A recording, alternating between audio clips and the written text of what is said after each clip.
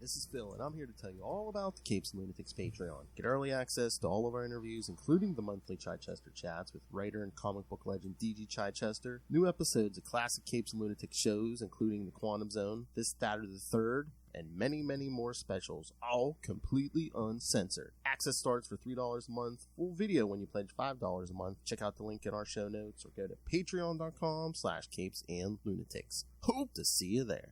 Hello, this is Russell from Homes of Evil, and you're listening to Capes. See, caught him in there no matter what. Alright, kids. To paraphrase the old poet, justice, like little hellfire, ever should appear. The few men ruin, but all men fear. That's right, kids. Welcome back to another episode of Marvel Tales. This time we're talking some early Thunderbolts. I am Phil. Joining me, as always, speaking of hunting men, it is crackling in like a thunderbolt. Yes. So yes, we're going to be covering Thunderbolts -1, 1 and 2, and one of their first appearances from the Incredible Hulk 449. And originally we were going to be joined by one of my co-hosts from one of my other shows, Gamma Charge, the strongest podcast there is, to talk about especially the Hulk issue. Russell was going to join us for the Hulk issue discussion, as well as the Thunderbolts chat. But he's not feeling well, so he will join us for another chat later on down the road for another story.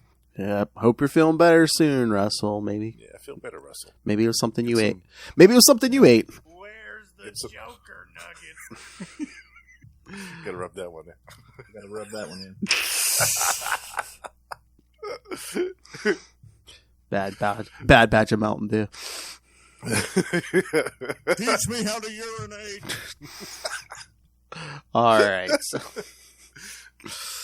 I was looking for synopses for these issues. The only one that had a synopsis was the Hulk issue. So. Yeah, I figured that the -1 issue wouldn't have had one. Yeah. I was surprised. I didn't see one for number 1. I know. Yeah. That's strange. All right, so maybe we'll walk through these. So, yes, Thunderbolts we'll start with Thunderbolts -1 because chronologically that would be the first one. It goes into them before the fact. But, again, like I was telling Justin the other day, it's weird because I don't know if they can't do -1, like negative numbers on the app, so they have it as like another number 0. I think that series has. Yeah, if you're looking for it on Marvel Unlimited, it's best to just look for the series. Yes, and then it's right there in the first handful of issues. Because that first series they have like 2 number 0s on the app. Yeah, it gets a little confusing. So yeah, if you're on the app, it's the first number 0, the one they have between issue 4 and 5. So, yeah, and that was even more confusing that they did that right between 4 and 5. Well, I think that might be the month it came out because they did that. What was that? Yeah, 1997. Yeah, kids. There was one month where every Marvel book did like a flashback tale. Yes, and they had little introductions by Stan in little blurb panels, either on the first page, somewhere on the first page, he'd have a little introduction, and then a little bit at the end, too. He'd be like, oh, that was quite a tale, a true believer is Excelsior, and it'd be little stuff like that. In each issue, it was cute. I liked those. I had a couple of the other ones, like Excalibur. I had that one, and I think did you read Alpha Flight had one? Oh, maybe. Did you read the Hulk one?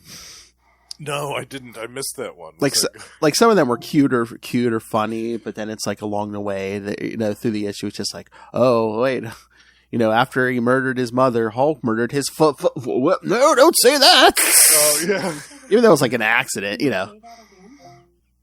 Oh. Nice. But no. I wouldn't have imagined the Hulk one would have been very cheery or happy. Yeah, no, it was like Bruce and Brian are confronting each other in the graveyard, and his father slips and hits his head on a gravestone and dies. Yeah, nice. Yeah, I have to track that one down. I still don't have that issue in my collection. Yeah, I was gonna say there was since there was 4 Spider-Man books, there was 4 Spider-Man. Although I'm trying to. How many different ways can you retell Peter's origin? Well, I'm trying to remember. What was it? The Spectacular Spider-Man one. I think they went into like Flash Thompson's childhood. Like his father was like an abusive alcoholic and stuff. Yeah. Yeah. But I was gonna say, I think do one for Black Cat too. Or maybe. I don't think. I think like three. I think 3 of the 4 may have been Spider-Man. Oh, Untold Tales of Spider-Man. They went into. I think that's the one they did with his parents, like when they in their spy days. Oh yeah. Yeah, I think read more about that stuff. I think that's the one where they met Wolverine or something. Oh my god! Because remember, kids, if you have ever been a spy at any point in time in Marvel, you have met Wolverine. That's right. And if you've been alive in the last 100 years, at any point in time, you've met Wolverine. If you've been a spy, superhero, or even tangentially connected to any of these people, you have met Wolverine. Yeah. And probably Spider-Man. Yeah. Even if you were alive 100 years ago and just went to some dive bar in the middle of nowhere, chances are you've met Wolverine. Exactly. If you he was there. If you have served in any war since like World War I, yes, you've met Wolverine. Yeah, he was right there on the front lines in every single. We wouldn't have to wait till next year, but we should do like a Wolverine month and then just do like different points in the history of Wolverine. Oh, that's what we need to cover. Origin. Yes, we'll cover Origin. I'd love to do the Chris Claremont, John Buscema when he was Patch. Oh, yes. Oh, yeah. Yeah, that's some of my favorite right there. Oh, yeah, we'll have to do a bunch of the Wolverine ones. All right, so, yeah, Thunderbolts -1. Like I said, as this, like, I believe it's July 97. Yep. The 90s. Yes, by Kurt Busiek, writer, Steve Epting, penciler, Bob Wycheck, inker, Comic Crafts, David Lapierre, OGSH letters, Tom Smith colors, Tom Brevoort editor, and Bob Harris chief. Tom Brevoort. But yeah, again, we did this first because this is going into the origin of some of the Thunderbolts members. It starts off on a cheery note where we see, the original Baron Zemo just murdering, the original Citizen V. Yeah. Yeah. Well, I liked this too. This was actually the first time I read this one, so it was cool.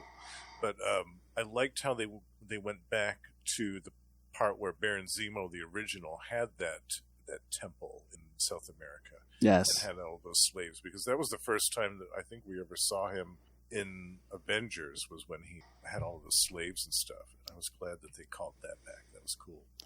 And I get their story. There's precedent for it, but it just looks so weird when both Baron Zemo Senior and Junior are sitting in the hot tub, and like Senior still has the mask on.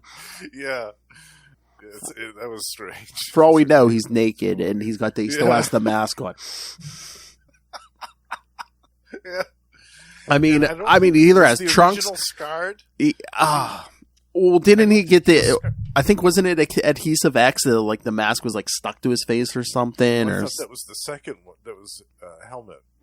That was his deal. But I couldn't remember if the original, like if his mask was stuck. I think the original's mask was stuck, but then like there was a weird accident where like his first appearance where Senior or Junior shows up as calling himself the Phoenix, and gets knocked, gets all Joker knocked into a vat of acid or whatever, and the mask he's like, I didn't know it was stuck. It was different adhesives than my father used, because like he tried to pull the mask off. That's when his face gets all messed up, I think. Yeah, I think that was a Captain America issue, wasn't it, with Mike Zeck doing the artwork or something? Oh yeah. Oh, you mean? Picture, yeah. Oh yeah. I mean, he shows up as the Phoenix in it's like I forget who wrote it. It's like back in like 168 or something. But then during DeMatteis's run, he comes back as like dressed as the father, and he's like reveals his face. Yeah, so good. Yeah, it's cool to see that glimpse, because you didn't really see a lot of flashback stories with the two Zemos together. So I really liked that personally. I thought that was really cool. Yeah. I mean, that's another big. We're gonna have to get into some Captain America, because, like I said, that is like some of the best. In my opinion, that's like the best Captain America. I mean, oh god, this probably might be like 20 years, but it's like from like 247. It's like Roger Stern. You go from Roger Stern into J.M. DeMatteis, Then you go from JMD Mateus. There might have been a fill-in in between for a few issues, but like pretty much from JMD Mateus to Mark Grunwald for 10 years. Then you jump into Mark Waid. Mark Waid, yep. And then we do Heroes Reborn for a year. We won't talk about that. Then Waid comes back.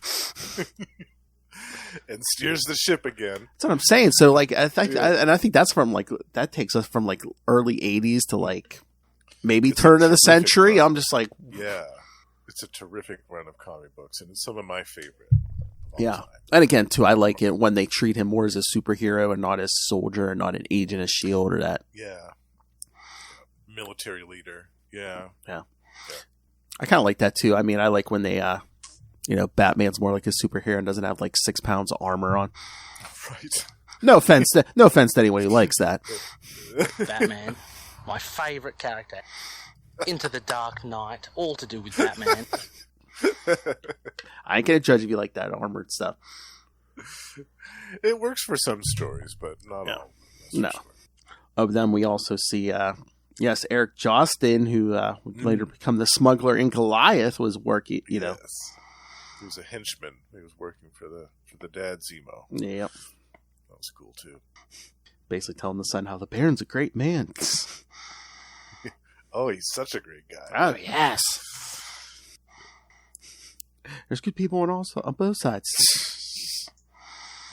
I love this little bit too next with Moonstone, where Moonstone was a college student of Leonard Samson, Doc Samson himself. I mean, I do like to shout out to Doc Samson, but once again, it seems like, if you're in any kind of like psychiatric career in the Marvel Universe, you've met Doc Samson.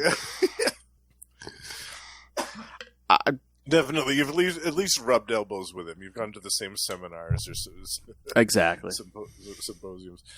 But it was cool how she's talking with her friend after they leave the lecture, and she's got this one client that she's working with, who's got this problem with low self-esteem, and she's convinced that her husband's cheating on her. So Carl is the one that's leaving the messages on their answering machine, pretending to be another woman and getting her client all paranoid and obsessed in the first place. I know. She literally tells her friend's like just staring at her. She's making this call from a payphone. Yes, that's how old this issue is. But yeah, but Carl is just like, I can't afford to have her cured yet. Yeah. Now, how about that lunch? I thought that was perfect. I mean, this is only like 3 pages of Moonstone, but in these 3 pages, oh yeah, it's like a perfect description of what Carla was like before she became Moonstone. It's so good. And then we get young Melissa, Songbird. Mimi. Yes, screaming Mimi. Screaming Mimi. But yeah, the mother's in jail, the father's a drunk. He hits her, sends her flying across the room. Yeah, so kid. That's pretty much when she decides to leave. Yeah. Which, and again, okay, when it's different when you're an adult, but it's kind of creepy because like these two have like a relationship for a while, because it's like she's a child here, and then next we see Abner Jenkins, who's already an adult man. Middle-aged. Looking like, I mean, it seems like it. I mean, he's already got a job in this factory as like the floor supervisor or something, or whatever. Yeah. The master mechanic. That's what it is. Yeah. Yeah, he's worked there for 7 years, so he's been there for a while. Yeah, this dude's middle-aged, and he carries on a romance later on, as we'll see with with Songbird. It's a little more of that Marvel. Man preying on the younger lady type of situation. And then as they get more heroic in the Thunderbolts book, it's like, you get like that Marvel makeover too, because I remember him fighting Spider-Man in the like 90s. He rips off that helmet, and Abner Jenkins is no prize, but get to the first issue of Thunderbolts, he's looking pretty suave, and with the ponytail and stuff, and he had the Hank Pym makeover. He went to the same surgeon as Hank Pym, because Hank Pym went from looking like Richard Nixon to James Dean in 2 issues. Exactly. But yeah, he's like, he has all these he has these ideas for work, and the boss is like dismissing him. Yeah, give up those crazy ideas. So Of course, he goes home. He's like, oh, he's got to do something dramatic to make himself stand out. And we see him designing that first beetle armor.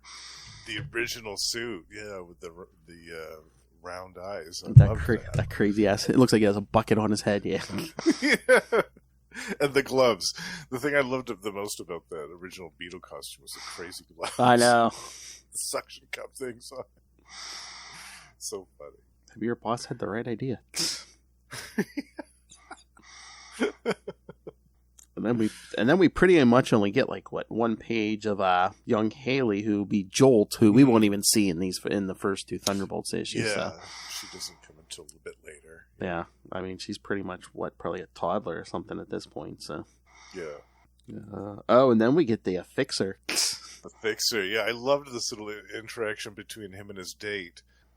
She's like, "Oh, don't be that way, Paul. I said I'd like to come up, but I have this early day tomorrow and it's about to rain." And he cuts her off and he's like, "Yes, but you were just being polite, weren't you? You're not interested in me at all, and you can't wait to leave."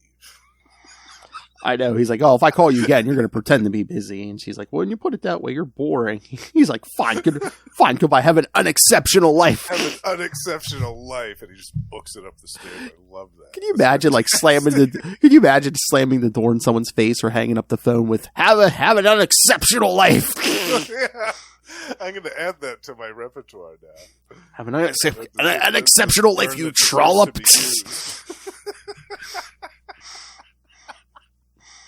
You harlot, have an unexceptional life. Yes.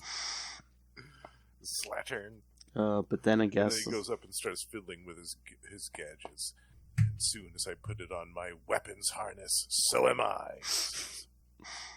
Oh, yes, because, he interrupts this little skirmish in an alleyway between agents of Hydra and who, Justin? Namor. Ah. My man Namor. My favorite biscuit. Yeah. Looking very shaggy these days and in need of a haircut and a shave. So I assume this takes place before Fantastic Four number... Was it 4? Yeah. Yeah. And how these Hydra agents got a hold of me still now. Well, I'm trying to remember. Is this here that they're saying... I thought was it in this one? I thought it's something like, we've heard about this homeless guy with this superhuman strength, and or did I just headcanon that? Amnesiac, super strong. Yeah. Living in a Bowery flop house. Then the Fixer just floats in on his little harness thing. His little hover harness. That's when he gets his cool cannon out and sends, with one blast, he sends Namor flying through a building. Oh yeah, because it's like telling the Hydra guys, he's like, "You guys are an underground organization. I hear the cop coming." Or he's like, "Guns. You think guns worry me, but I can generate an elevating magnetic wave and yank them out of your hands. Don't be ridiculous." Yeah, he wants a job. He wants them to bring him to their leader. Get a job interview going. Hey, look at me. I just took out Namor. You got a job for me, Hydra? And then we get back to Zemo. Yeah. Who's basically like, the slaves tried to revolt, but see, son, this is how you put down an uprising. Yeah. He just executes them right then and there. And then he also reveals that, because he was originally, in the beginning of the issue, he was starting to tell his son about the story about Citizen V, the original Citizen V in Europe. But then he ends the story with saying that he was the one that killed Citizen V. He's choked the life out of him with his own 2 hands. I know, what an SOB, man. It's like, not only do you kill the guy, but then you use his name later on. And later on in Thunderbolts, you discover he has descendants, so it's like... Yeah, it's pretty low. Yeah. I know. Your dad kills this dude, and you're just going to take his name and run with it. Oh, that's 2 more to add to the list. There's I think there's 2 3-issue miniseries of Citizen V, later on, so we should do that. Yeah, definitely. Do those, yeah. Yeah. Oh, yeah. Oh, Russell, there he is. Fiddling with his gadget should be a That should be a drop. Yes. I'm choking on sinuses. Oh. Your own, I hope. He's stepping through a green door of a different... Ah, green door. Mucinex. Mucus. Oh. Russell. Hope you feel better soon. You gotta rub that one in. Oh, you just took off to watch us, Russell. Come on. No, I invented that, you dick. I love that job. I do too. But see, it's like you get like, again, this issue. It's you know, a lot of most of this is not so happy tales, and it's like Stanley. It's like, oh, not so happy, eh? Yeah, he pops up at the end. He's like, yeah, not the happiest of endings.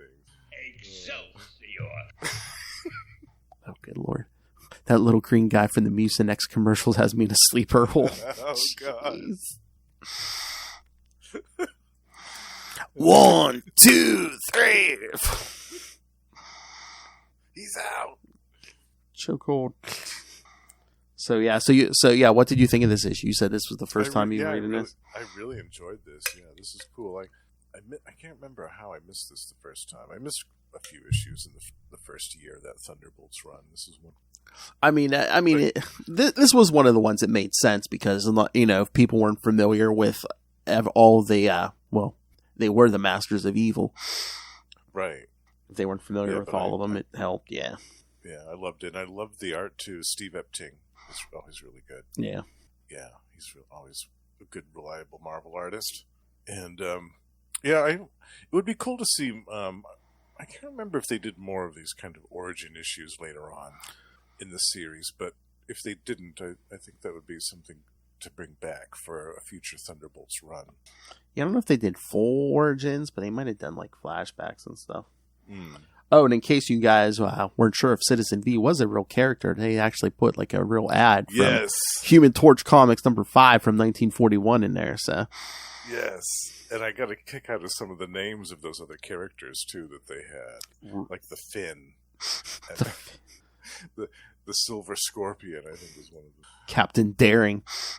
Captain Daring. Oh my God, Rudy the Robot! It just looks like he has like a pot you'd get from the kitchen on your head. You know, it's for a head. He looks like Roboto from South Park. Weak. Lame. Super lame. The little prof. It looks like one of Santa's helpers. I mean, come on. I know. What was that about? The little prof. He's like bald. He's got a big white. This little person, big beard, bald, got the like rosy a garden cheeks. Gnome that was brought to life through magic. Decided to become a superhero. The blue diamond. He just wears like a blue costume with like a big diamond on his chest. He only got that name because his dad's got a diamond mine in Africa.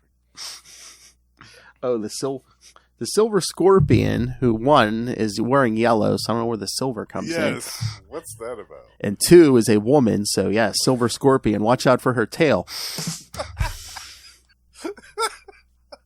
gonna sting you. Oh my! Jeez.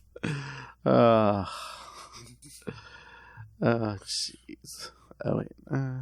Look at my butt. Is that a sentient tongue? Is that a sentient tongue? Again, you and her both have always request the same ones for each other. Like Lilith will be like, play the drop. Cock-a-doodle-doo. We do have our favorites. That's right. All right, so should we get to the Incredible Hulk issue? Yes, let's leap on over and step through the green door. It's time to step through the green door. All right, so I do have a synopsis for this one. It's the only one. It's funny, this is the only one that... I know. All right, so the Incredible Hulk 449 from January 1997. $1.50. Oh, man, I miss those days. I know, seems like so long ago. Jeez. So the title was Bracow. Bracow. I always thought, oh, wait, was there just a sound effect on the first page and they didn't put a title? But it just says here, it says BRAKOOW, Bracow. Nice. Well, it works, I guess. Writer Peter David, penciler Mike Diodato Jr., inker Tommy Wegrizin, colorist Glynis Oliver, letterer Comic Craft, and editor Bobby Chase. All right. Just on a separate note, I'll take us too off track. Have you read any of the Joe Fixit series yet? It's on issue 2.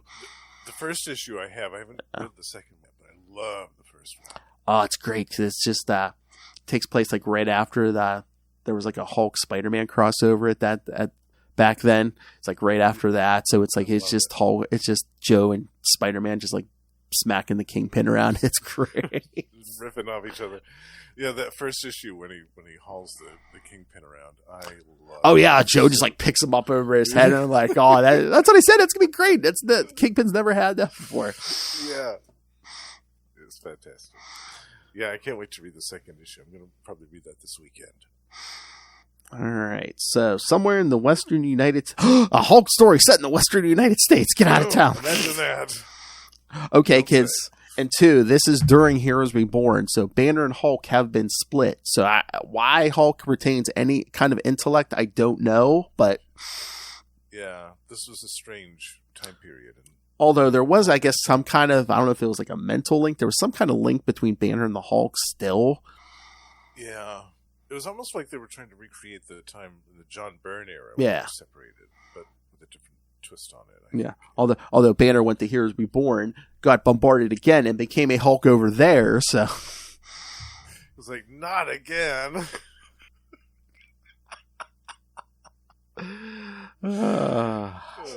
Somewhere in the Western United States, the Hulk and Janice Jones, yes, descendant of Rick Jones...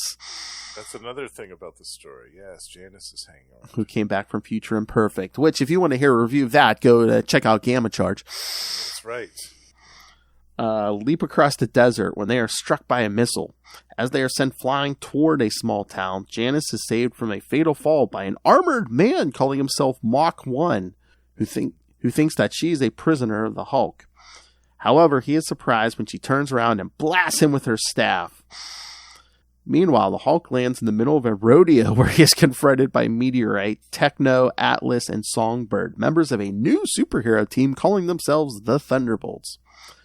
When they order the Hulk to surrender, they are surprised when the Hulk raises his hands. Techno orders Songbird to use her powers to create a cage of pure sound around their target. Having had a past history with the Hulk, Meteorite approaches the imprisoned Hulk and asks him to lower his arms. When he doesn't, she calls their leader, Citizen V, and tells him to come immediately. While not far away, Mach 1 departs his battle with Janice, who follows him after him to see what he is up to. Meanwhile, in Virginia, Colonel St. Lawrence meets with Henry Gyrick to discuss the Hulk's latest ultimatum. Leave him alone or he will retaliate by destroying a major city.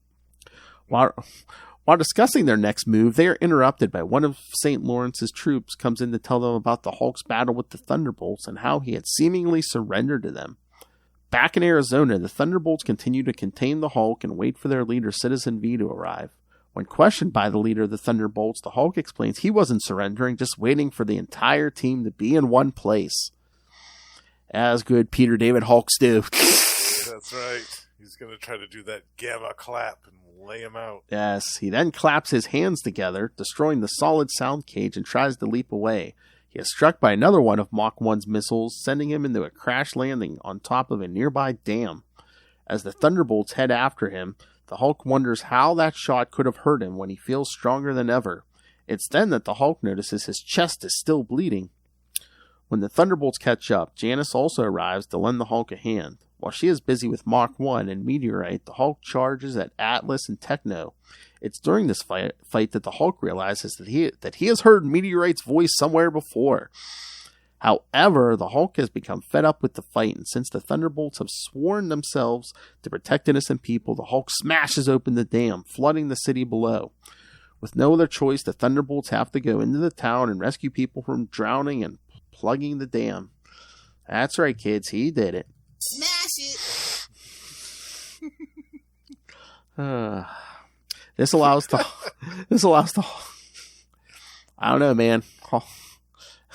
Angry smashing things. I don't know. It reminds me of someone. Smash it! When Meteorite questions Citizen V about going after the Hulk, the leader of the Thunderbolts tells her that they need to prioritize. Not far away, Janice asks what the battle was all about. But before the Hulk can answer, his chest starts bleeding again and he collapses to the ground. Cliffhanger ending. Dun, dun, dun. I know. Yeah, they kind of they try to give you subtle hints about, his connection to Banner and stuff. I think Doctor Strange shows up in 450. Oh, does he? I think so. Yeah, I think. I'll have to go back and read that stretch of issues. It's been It's been a while since I read it. But did you read this when it first came out? Not when it first came out. Okay.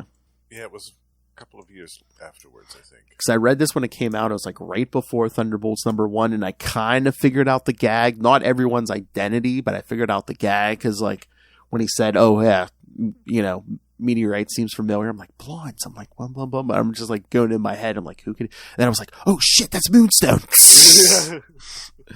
Like I said, I wonder. I was trying to remember when did Moonstone and the Hulk first? It is mentioned. Yeah, this is a reference to the days when she was known as Moonstone and infiltrated Gamma Base for the Corporation back in Incredible Hulk 228 through 232.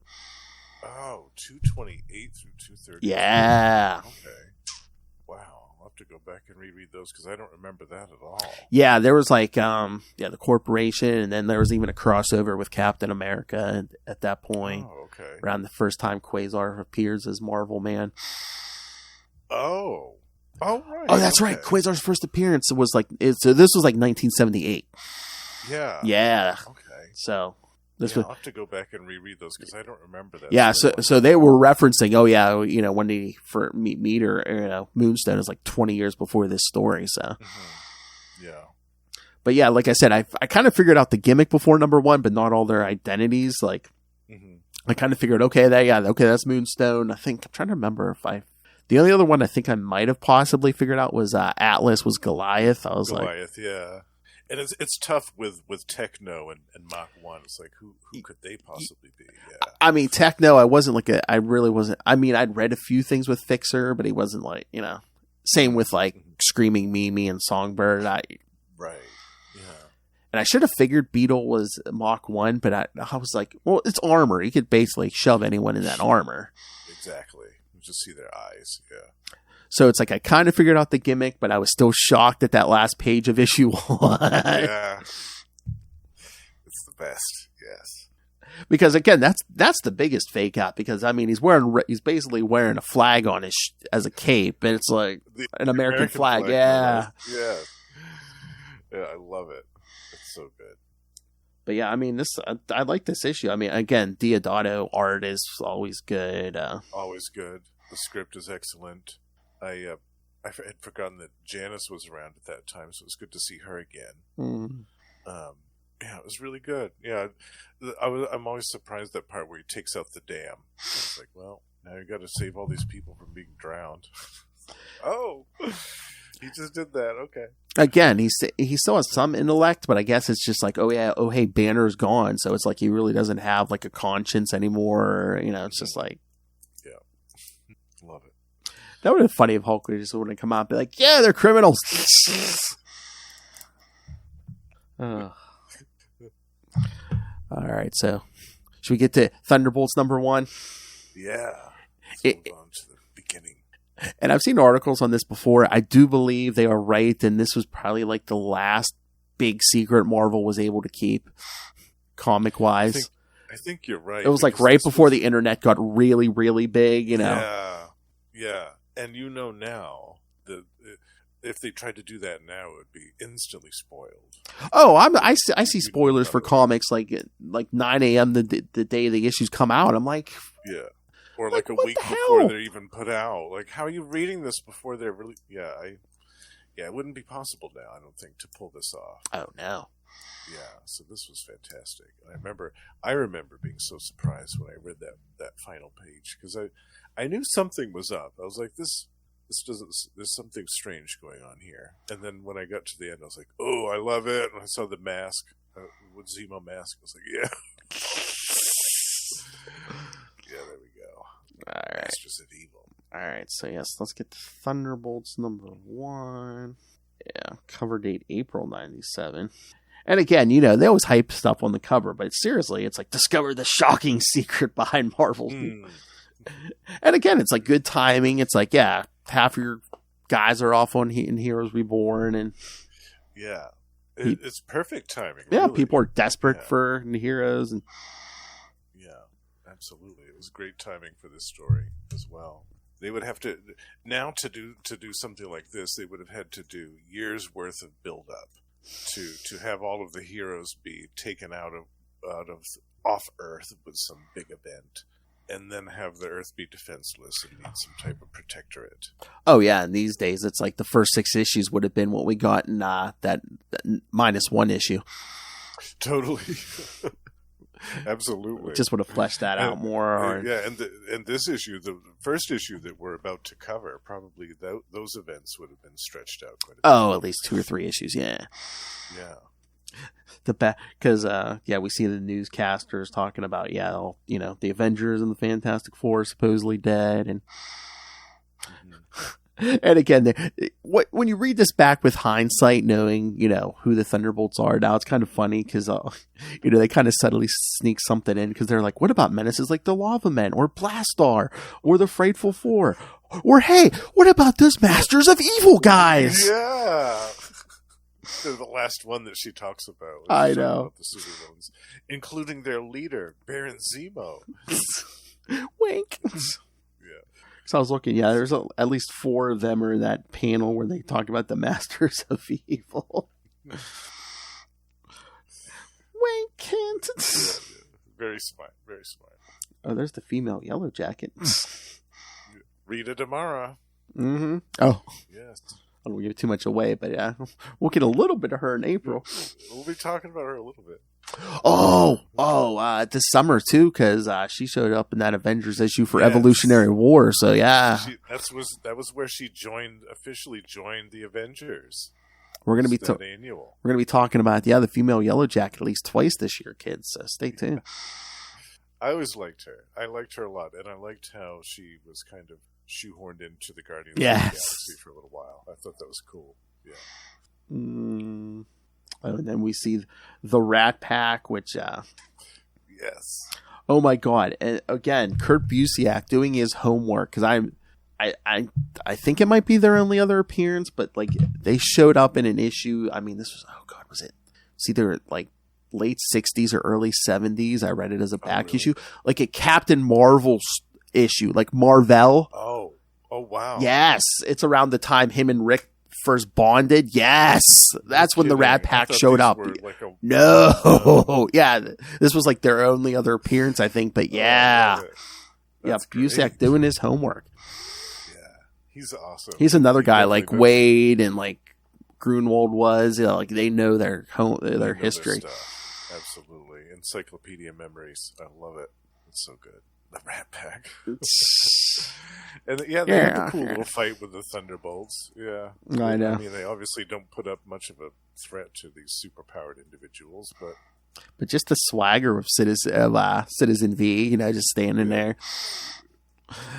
And again, it's just like, I'm like, if you were really hearing him talk instead of just being a comic, I don't think you'd have to say that's V as in victory, not the Roman numeral 5. I'm like, right. Yeah, I heard you say V, dude.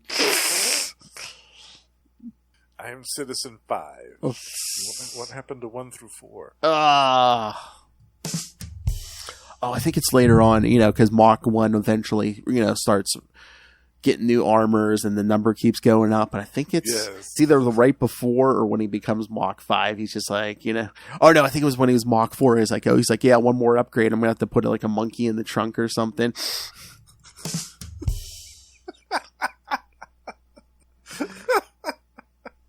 That's a Speed Racer joke, kids. I love it. That's what you can tell your grandma, kids. All right. I mean, I kind of like the this Citizen V design, and they kind of like refine it even more later on.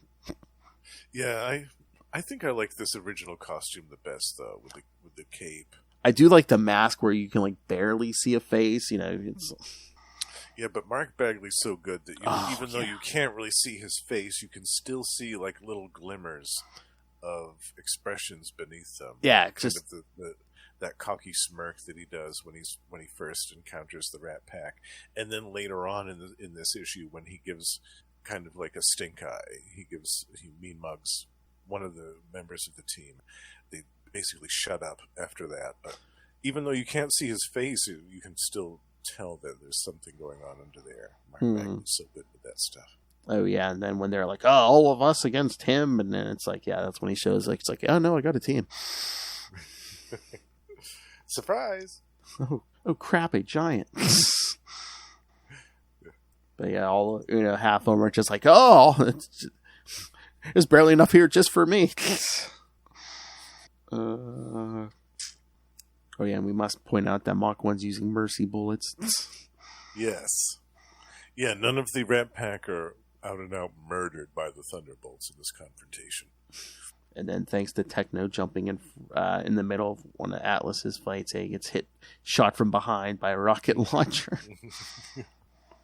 Which is then taken out by a meteorite. Yep. She swoops in to help out her teammate.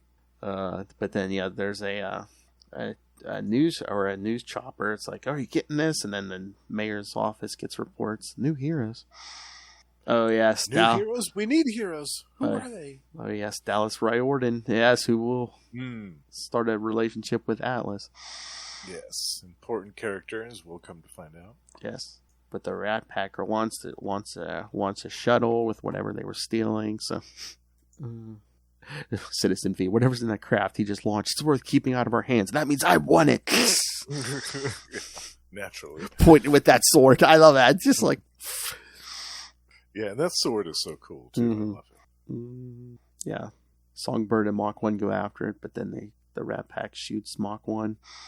Yeah, they'll escape into their little mouse holes, quote unquote. They've got little hidey holes in their ruins of their base to escape in. I thought that was cool, too. Well, they gas most of the gang, but then the leader's trying to get away. Yeah. Oh, yeah, mouse hole. They've got the whole place honeycombed with tunnels. Well, yeah. What do you expect from a gang that calls themselves the Rat Pack? They're scavengers. Yeah. So then the Thunderbolts go back to their headquarters, which right now is in an abandoned pizzeria. Glamorous. Yeah, and Techno is not happy with it, with the accommodations. I know. He's a much nicer place. I know. He's like, "What? Don't you know how many bases Doc Ock and Green Goblin have all over this city?" But again, I mean, he doesn't say it here, but Citizen V's like, "Hey, we don't want to be associated with villains." Right. We don't want people to think that we're them yet. And then we see kind of like Mach 1 and Songbird flirting already.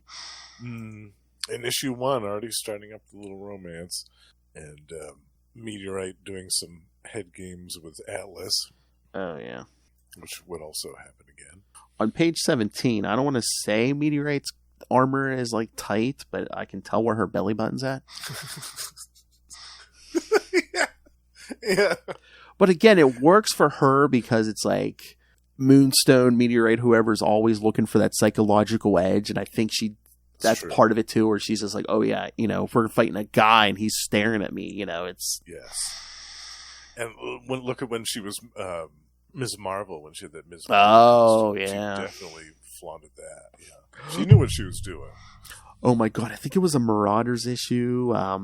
God, what was this? Might have been like 2 years ago, something, but it's like, this X team's like trying to like board this like tanker, like full like, I don't know if they're like smugglers or terrorists or something, and like Emma Frost just like rips her shirt open, flashes all these guys, and then takes control of all their minds, and they're like, "What the hell are you doing?" She goes, "It's easier to take over a group of minds if they're all thinking the same thing."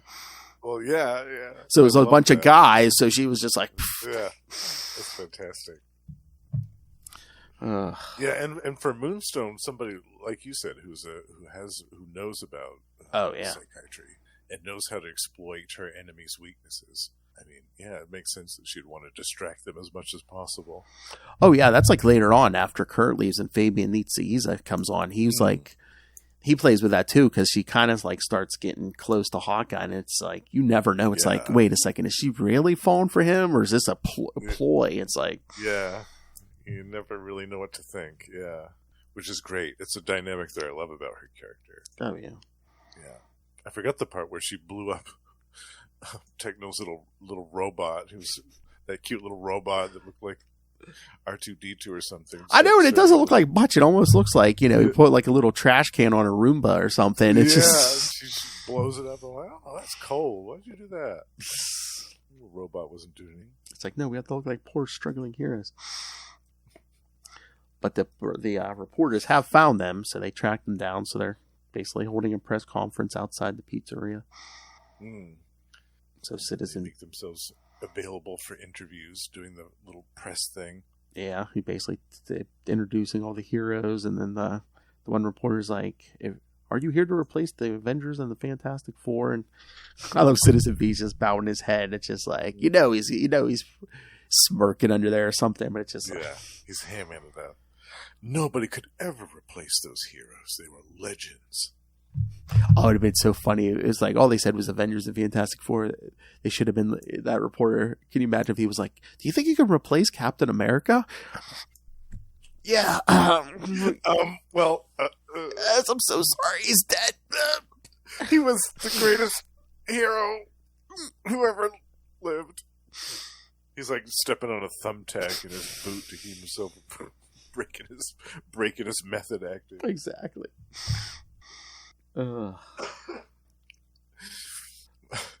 But it's like, why Thunderbolts? That's when he says, yeah, it's inspired by Thomas Randolph, a 17th century poet. Yes, kids, it's just as like lightning ever should appear. I'm sorry, I got that wrong. Too few men ruin, but all men fear. And the reporters, why not call yourself Avengers? And they're like, no, we want to add to the tally, not just, Yeah. It would have been weird too if they just started calling themselves Avengers or Defenders, some group that had already existed. That would have been strange. And again, I get what they were trying to do during Heroes Reborn, but it's like there had been enough members that like a new Avengers team could have formed at this point, Yeah. Oh yeah. They besides the characters that were taken out of the equation with the whole Heroes Reborn thing, they absolutely had enough heroes left over. I mean, active Avengers members. Half the team was still around. I mean, Black Widow, who had been leading them right before they supposedly got killed. I mean, although now she was all on a thing that like she was going to try to kill villains and stuff. But it's like, right. Hawkeye.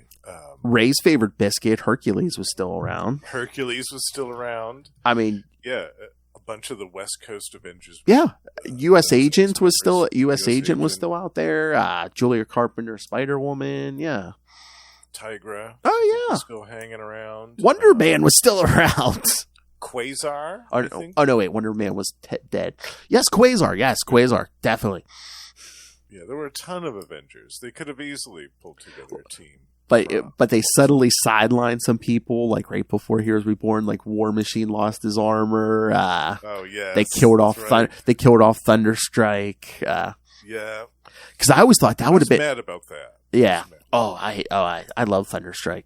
Yeah. Oh, we're gonna have to do some of that too. Yeah. Because we are doing some Eric Masterson Thor later on, kids. So we are, yes. Because I thought that would have been interesting during Heroes Reborn. It's like seeing, Thunderstrike, U.S. Agent, and War Machine try to replace like that trinity of Captain America, Thor, and Iron Man. Yeah, that would have been cool to see. Have a comic just the three of them trying to do it. That or them trying to form an Avengers team, and it's like, man, this is hard. Yeah, that would have been the first new Avengers. Or especially U.S. Agent be like, they followed Steve Rogers. Why don't they want to listen to me? Oh man, I could see the three of them just constantly fighting all the time. Oh yeah, especially U.S. Agent and Thunderstrike, like just constantly butting heads. So yeah, then they kind of give separate interviews, but then it's like, the Rat Pack's been sighted, so they jump around on their jetpacks. The V-wing, the V-wing. That sounds naughty. Oh my. Yeah, 4 of them jump on this giant's flying V. So basically, kids, it's just a giant goblin glider without a Yeah. the hood ornament on it. Yeah. Basically. So yeah, so they're basically chasing the Rat Pack through the air through New York City until they get to Liberty Island, because who's there? The Wrecking Crew. The Wrecking Crew. Former members of the Masters of Evil during the Under Siege storyline as well. Oh yeah. I love when they come flying in and the Techno's like, the Wrecking Crew, but we can't fight them there. And Citizen V cuts them off. Dangerous, powerful felons, each with a brute power of an Asgardian god. They may be Techno, but we must fight them. It's like, shut up, you. You're going to give it away? Yeah, I love that they were like the big bad in this first issue, because you needed to have another team fight the Thunderbolts, and one that was powerful too. Oh yeah. The Rat Pack were just like burglars and scavengers. You needed to have another team with some serious power to fight the Thunderbolts. Oh, it's so when you think about it, these issues are great because it's basically just supervillains punching each other. Totally, yeah. It's like you could root for whoever you want. I mean, really, there's no good guys here. Yeah, absolutely.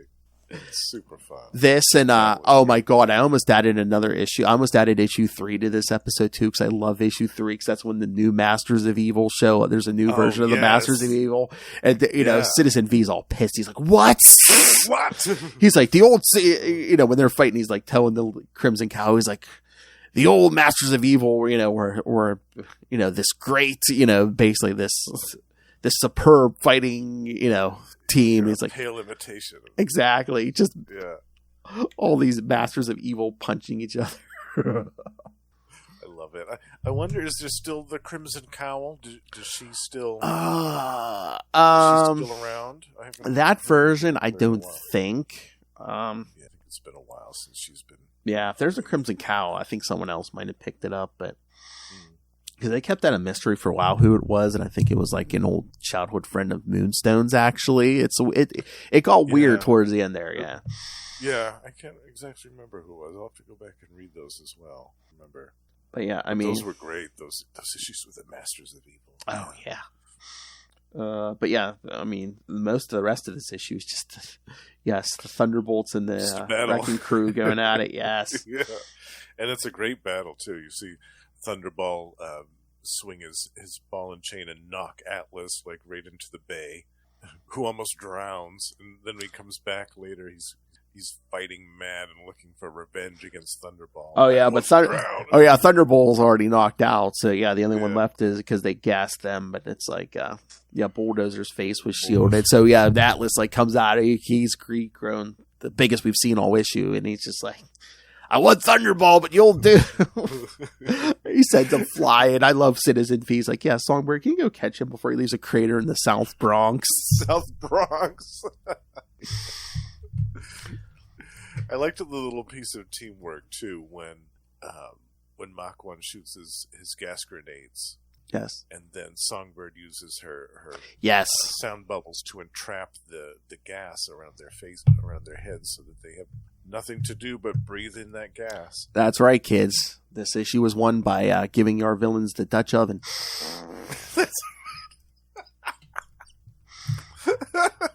Oh, hello. With a sonic scream as well. Are you saying they got a Dutch oven and they were screamed at the same time? So what you're saying is they got the old and the...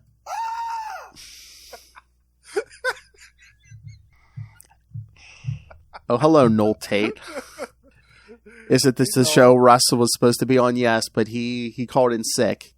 He's dealing with Mucinex. Hold on. Let me go back. I'm choking on sinuses, and then that little green guy from the Mucinex commercials had him in a sleeper hold. So yes, that's where we were at. Russell is under the weather tonight. Yes, Justin told me he was so bad he even called off of work. So what? Maybe he didn't call out of work, but I know he was feeling pretty bad. You know, one of my favorite video games was of mine back in the day? Biscuit Hunter. No, I mean Spy Hunter. I'm sorry. Spy Hunter was great. Oh, yeah. You kids don't know. So, yes, they beat the Wrecking Crew, and then, Dallas from the mayor's office comes. What's to welcome them to the city?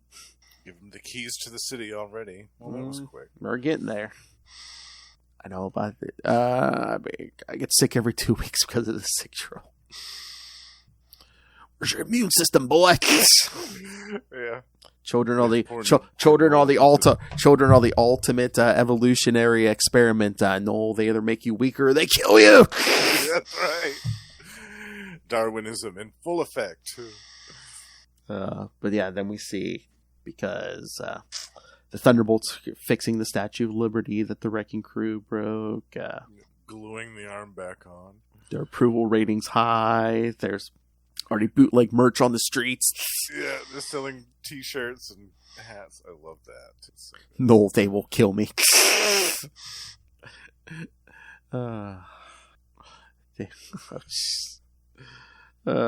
So I love these man on the street interviews. It's like Spider-Man. Spider-Man, the New Warriors. Hey, at least they kept the tradition. Spider-Man did show up in their first issue somewhere, so. Yes. Yeah, and if it was one page. I love how, like, the Thunderbolts are really the masters of evil, are, like, taking out the Rat Pack and, like, the Wrecking Crew. Meanwhile, the New Warriors are, literally, they say, they're basically, the new crack dealers, yes. Which, again, that's round the clock since the onslaught. Again, that's fine for Night Thrasher, but it's like Nova. Nova's taking out crack dealers. Yeah. The Avengers and the Fantastic Four are supposedly dead. Go find a supervillain to punch in the face, Nova. Namorita, come on. Yeah, with as powerful as Nova is, I never understood like the street level stuff. I mean, he might have been slightly depowered at this point, but it's like, you have superpowers. Yeah. And Namorita, too. Like, why is she fighting crack dealers? This sounds like a job for Speedball. Speedball. It's like, really? You're going to name a character after what the creators were doing when he was created? Cocaine's a hell of a drug. So Charlie Esser tells us. Everyone loves cocaine. Oh my God! Did you see the commercial for that movie, Cocaine Bear? I did. Oh my! I don't know if that's going to be horrible or the greatest thing ever, but it could be a little of both. It might be one of those good bad movies. Yeah, like Hobo with a Shotgun level type of. Crack gets into the sea from the sewers. That's true. All that stash that gets flushed goes right into the sewers. And Rita's like, "Damn it! I don't think Tired of these Atlanteans getting hooked on this crack from the humans." Between crack and all the other good stuff that gets flushed out, I mean, who knows what's in the ocean?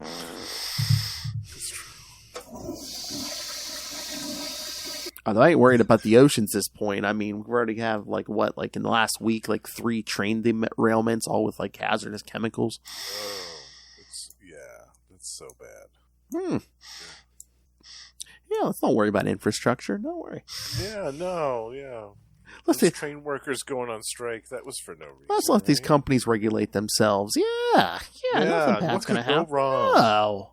They're not going to put environmental disasters of our life. They're not going to put profit over safety. No. Oh God. No. I gotta do the socialist rants for Noel because Lilith is off. That's right. Lilith's off to the end of the month. So yeah, there you go, Noel. There's your socialist rant. Yeah. Howard the Duck is pissed. Oh yeah. Oh well, there's one in Ohio, Noel. There's what was the other one? There's 2 other ones. The worst one was in Ohio, but yeah, there was. I think I saw there. I think the newest one might have been Detroit, and there's one somewhere else. Might be down south somewhere. Yeah. There's a few right now in the last week or so. Howard the Duck is pissed. I would be too. That's right, kids, because if you don't know, Noel Tate and Russell are hosts of Trapped in the World, the Howard the Duck podcast. Howard the Duck podcast. Proud member of the collective. And they just dropped a new episode. Where they ask the burning questions. You know how duck penises work, right? And also featuring regular appearances by Dr. Bomb. They're going to say regular appearances by Justin's voicemails. Yeah. Yeah, I was leaving regular feedback when they were covering the original series. I love that series so much. But yes, I mean, this first issue, so yes, we, of course, I'm sure every Marvel fan, anyone who's read a Marvel comic knows, yes, we got the reveal at the end of this issue that, yes, the team is the Masters of Evil, and Citizen V, that man cloaked in the American flag, yes, is actually Baron Zemo. Nazi extraordinaire. Wearing the American flag. It's like, I love that those last 2 pages. Like, yeah, if the messed up face doesn't give you the clue, he throws on that purple mask. Yeah, it's so good. Yeah, this was one of my favorites when I read this back in the day. I thought, oh, this is so good. That's what I said, man. I've seen the articles, and I think it's true. This is the last big secret Marvel was able to keep without it getting spoiled, you know? Yeah, absolutely. Yeah, I don't think this would have been possible to pull off today. No. American Nazi, shocking. I know. What a concept. No, I think, wait, was he, the Zemos were German, weren't they? I think he was just pretending to be American. No. Yeah. He was laying on the method acting.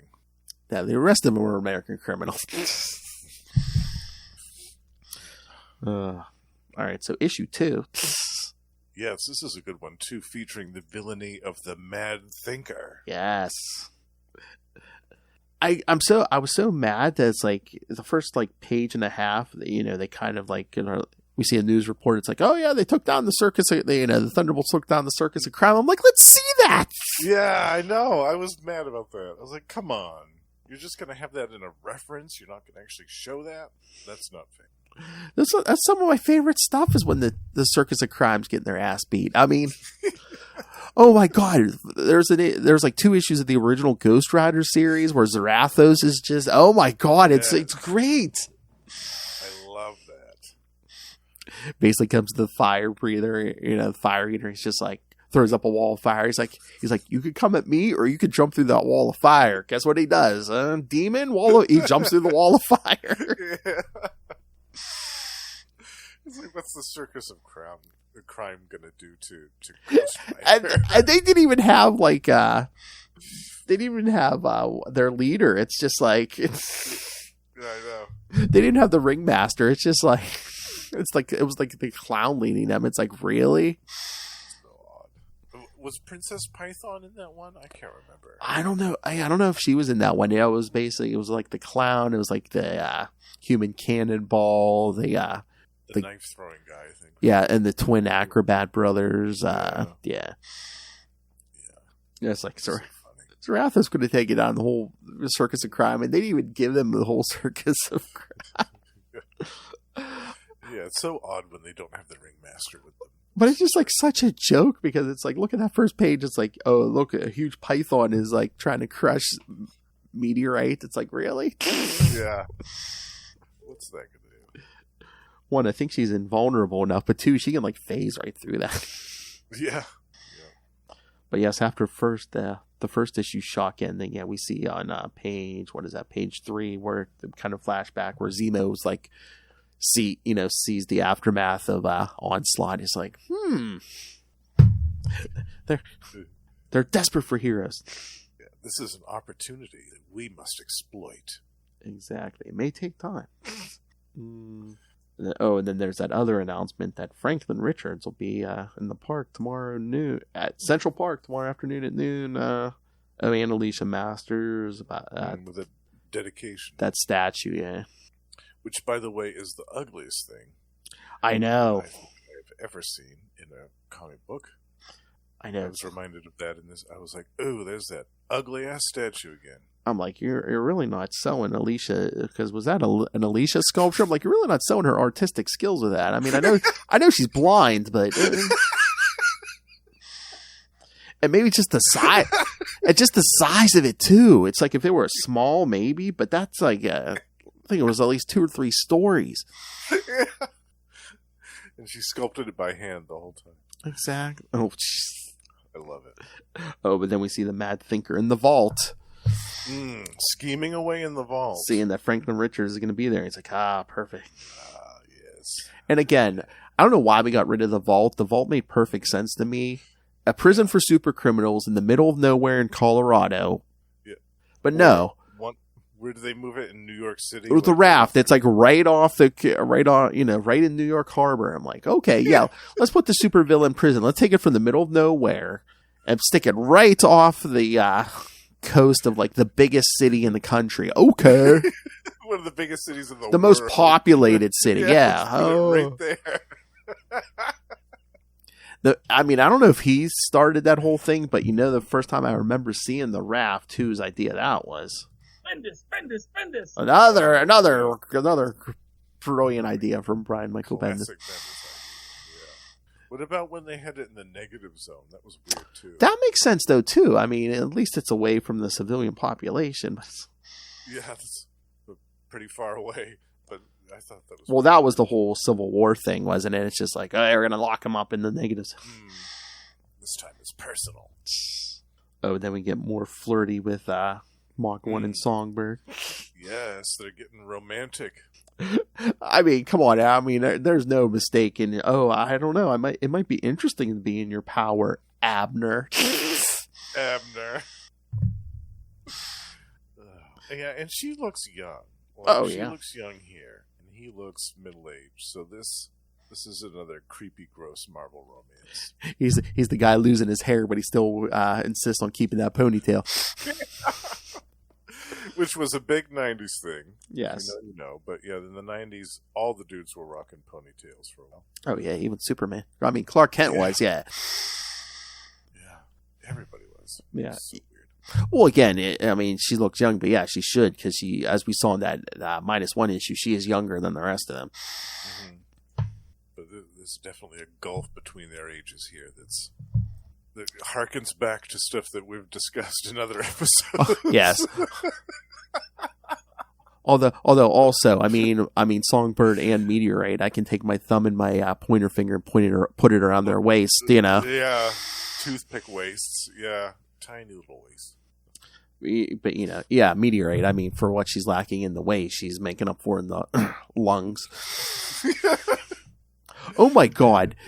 If anyone ever has the balls to tell that story, they should write a story where it's like, Carla got like implants, just so she knew that she could psychologically like at least manipulate like straight men and lesbians with that. It's like, hey, look. Yeah, somebody should do an issue about that. Yeah, I wonder what is she up to these days. Oh, I mean, yeah, like you said, she was like Miss Marvel or Captain Marvel for a while in the Dark Avengers and stuff. Yeah. Oh, they did. What was that? Around 2016 or 17, I think they did like a new version of the Thunderbolts. Like it was a lot of these like original members, and Bucky was leading, or Winter Soldier was leading them. Yeah, she had a different costume. Yeah, she was around for that. Venom was on the team too at that point, maybe. Oh no, that was a different one. Yeah, that was the one with like Deadpool, Venom, I think Punisher. Man. Oh, there's been so many iterations of this team. Oh man, yeah, it's hard to keep them all straight. But I'm trying. She's been a regular though through a lot of the incarnations of this group. Oh yeah, as she should be though. Then we get Citizen V and Atlas like welding girders to try to hold the building.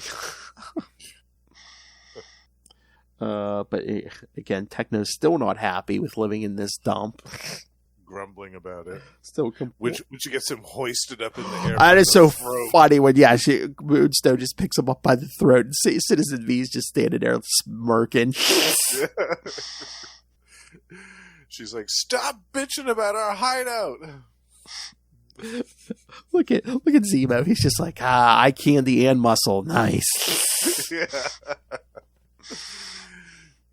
he loves his Carla. And then we get to the Central Park and that horrible statue the next day. Oh God, the statue is so ugly. Oh my God. And again, it's so weird because Franklin Richards, I mean, again, his age fluctuates all the time depending on what they need, but it's like, he's still saying like Auntie Leisha and, Yeah, he's doing little kid talk in this. But then he's like, oh, I'm sure my dad, doing the little kid talk. But then he can say, oh yeah, my dad would probably say something like, we got to look to the future always because it's, it's only by being open to possibilities that we can make miracles come true. Yeah. I'm like, okay. I'm like, yeah. That works. I mean, he's still doing the baby talk, but he's giving speeches like that. I'm like,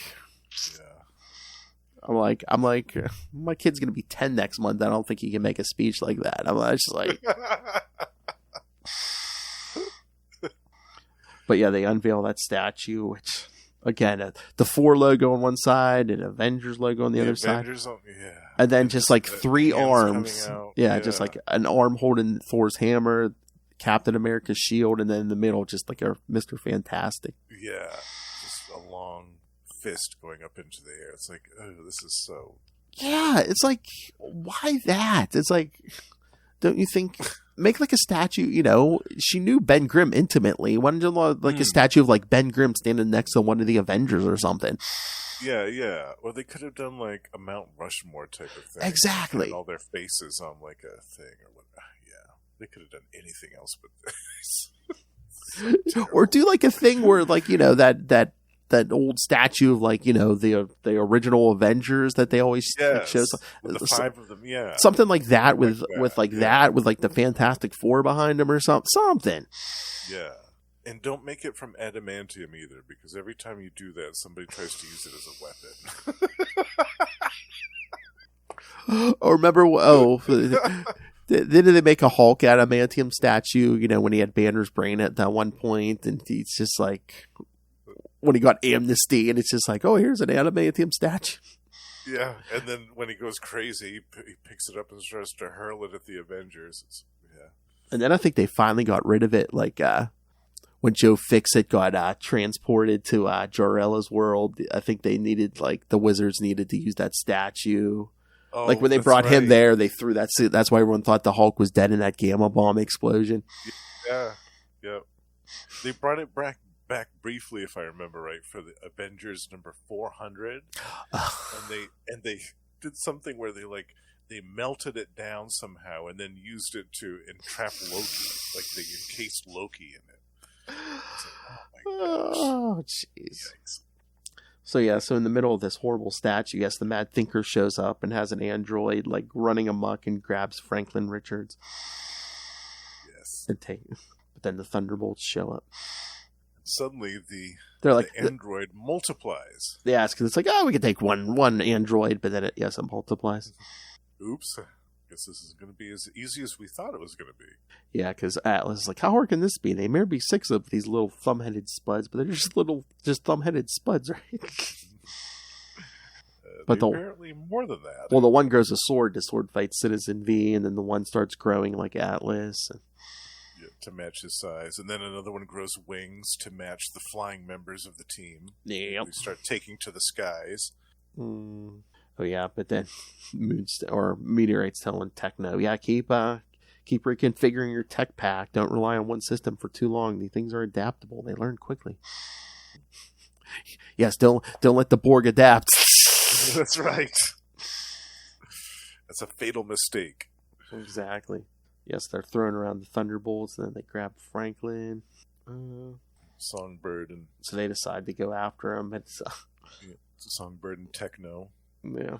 I love Atlas. Mach 1, rather. Yeah, Atlas is like, who's pulling this job? It can't be for revenge. The kid's parents are dead. Yeah. Yeah, what's the Mad Thinker's beef with this little kid? But yes, Songbird gets him in a bubble. He's like, oh, like one of Mom's bubbles, but I can see it. And it's really loud. Oh, yeah, so the battle reaches Fort Freedom's Plaza. Oh, God. So, yeah, it gets in the building, and then the rest of the Thunderbolts show up. I love, Techno has like an optic blast visor, because at first Franklin's like, the X-Men! Cyclops! Techno, hey, you don't need no stinking X-Men, youngster. Not when you got the Thunderbolts. That's right. Citizen V comes rushing in with the sword. Yeah, it tells Atlas, get in here. And then that's when we see the Mad Thinker himself. I love how he's just standing on the street, and then just all of a sudden takes off with his jetpack. Yep. These people are watching him like, what? Wow. Yeah, he confronts the Thunderbolts and basically tells them, yes, the kid, that Franklin's witnessed hundreds of his father's experiments. The full details all lie in his subconscious memory. I'm going to tap his mind, probe that memory. and claim all of Reed Richards' secrets for myself. Citizen V. Again, talk about swagger. He's just like, I'm impressed. It's a good plan. I see no reason that it wouldn't work. Except, of course, for me. Yeah, I love it. So good. But yeah, I mean, the Mad Thinker's just like growing jetpacks out of his back and weapons out of his hands. So, Citizen V's already like, yeah, you're not the real Mad Thinker. You're just, an android or something he's working through. One of his many robots. So he cuts its head off. And impales it on the end of his sword. I know, because he's like, oh my God. He's like, ladies, gentlemen, it seems our foe has lost his head. Lost his head. And then Techno's like, lost his head, Citizen V? And Citizen V says, never let it be said that I'm totally without humor, Techno. Atlas, want to bet, boss? But yeah, was that the mayor? Because like Franklin's telling him, oh, so cool.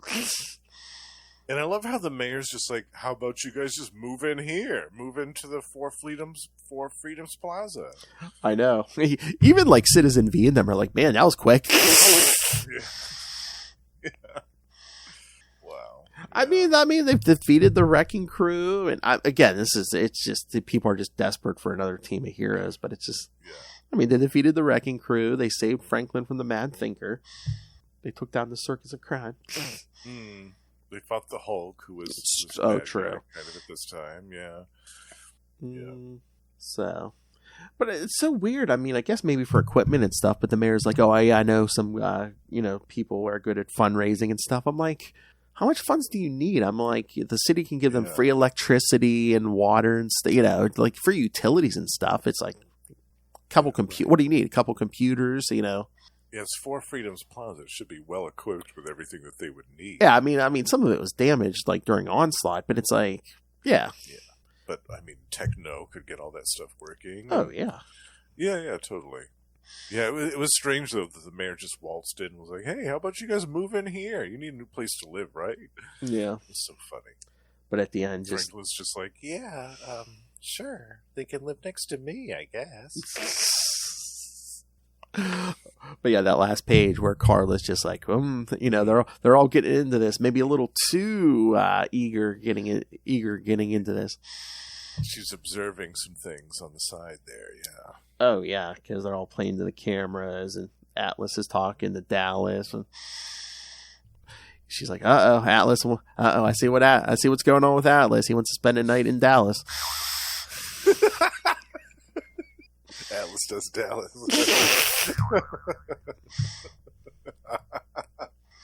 He's a super villain. He's gonna smash Dallas. Smash it.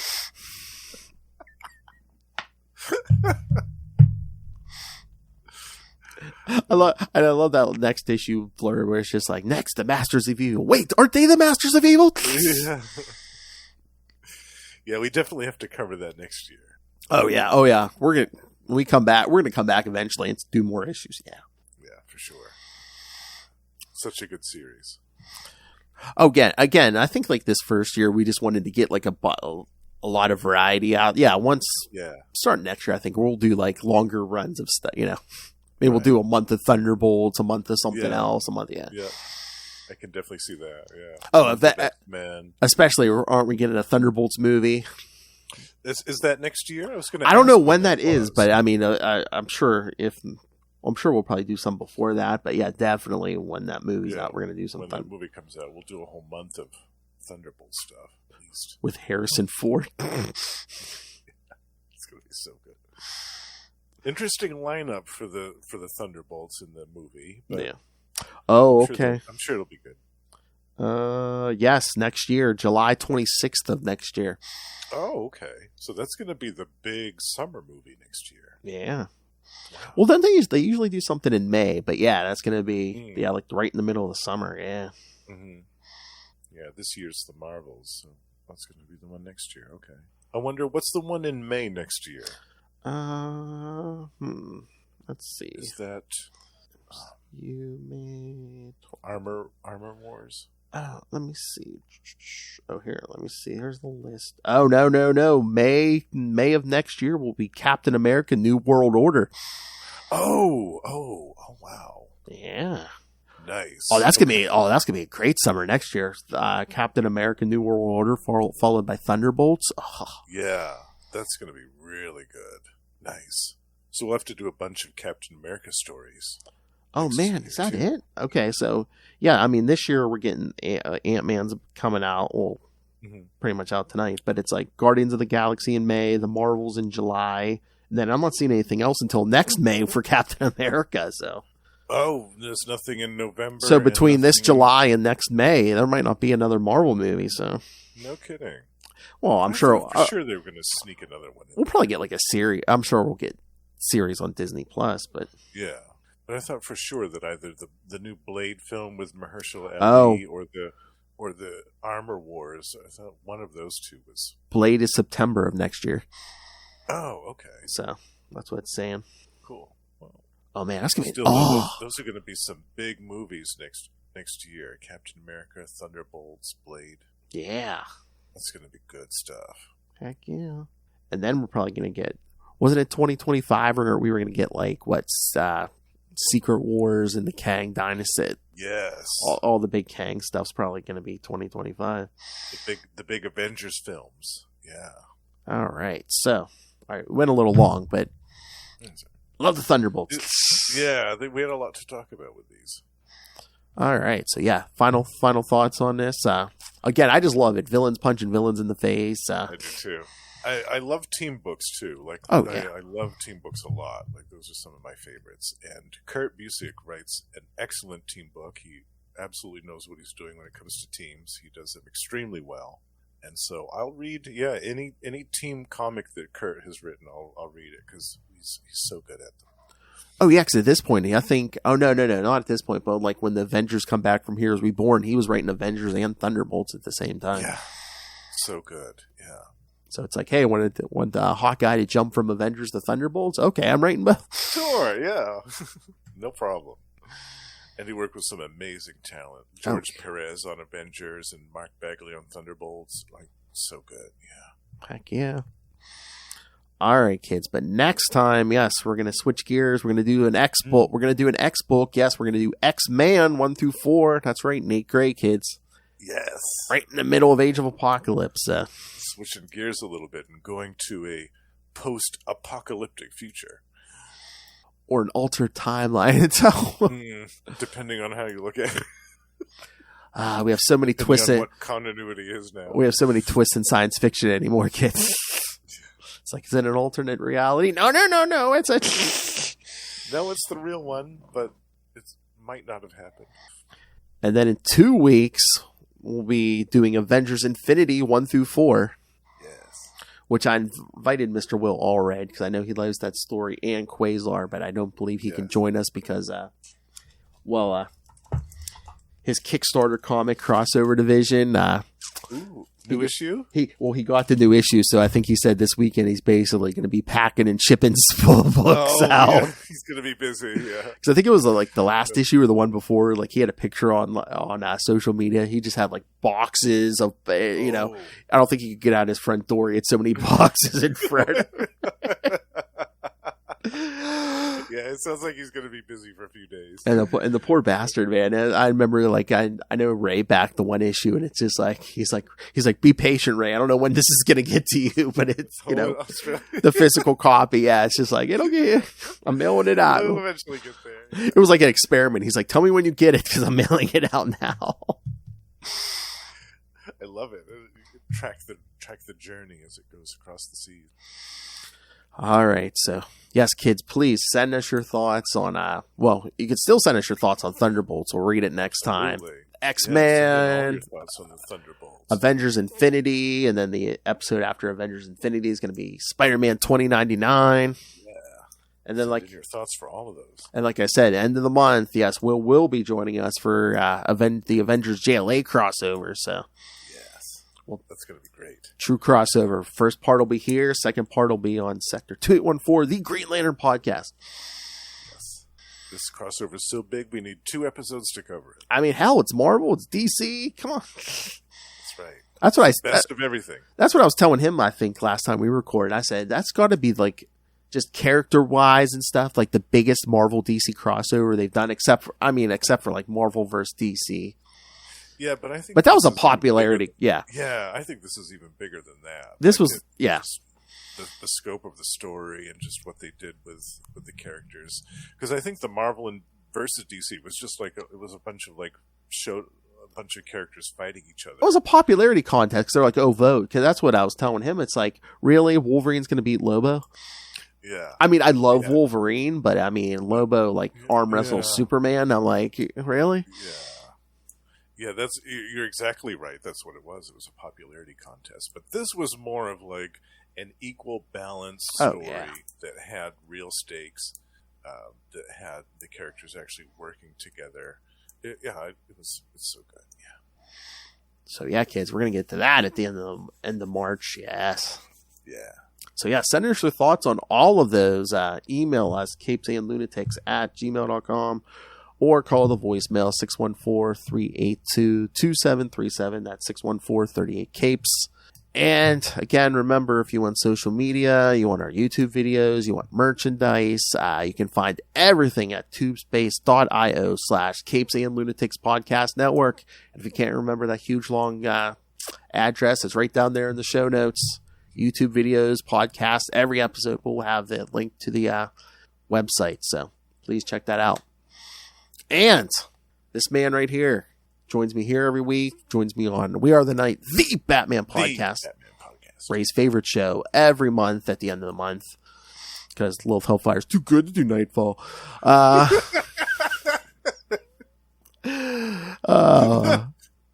besides that, yes, as we have already mentioned, yes, he podcasts with Russell. So tell us about those podcasts.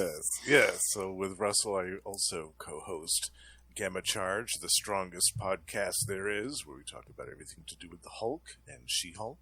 And also Tomes of Evil, a comic book supervillain podcast, where we talk about all of the bad guys.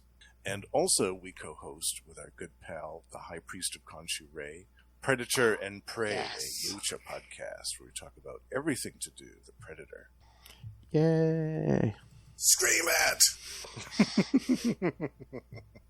And there's lots of that going on in Predator and Prey. Lots of screaming. All right, let me see if I can do this. Talking about meat is so natural. For Ray. The Sausage King. Giant-sized man thing. Well, that escalated quickly. Superior puss.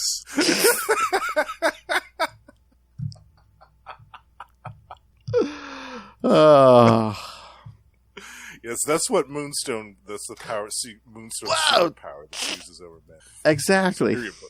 Superior puss. All right. Before we go, one quick question: who is the biggest biscuit out of the Thunderbolts? Oh, definitely Atlas. Oh, I knew you were going there. Yes. Yeah, for sure. There's lots of potential, lots of possibilities with that power. What, the size changing? Yeah. Man, you could hug that thing, man. That's like a body. That'd be like a body pillow.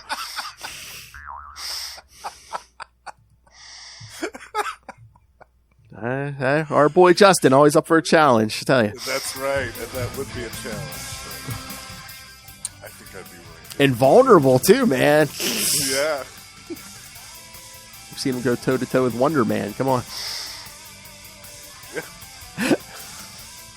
Atlas versus Wonder Man. I think I've seen this in Justin's dreams. Or on his higher drive, at least. It needs to happen, yeah. All right, kids, come back next time for more hijinks.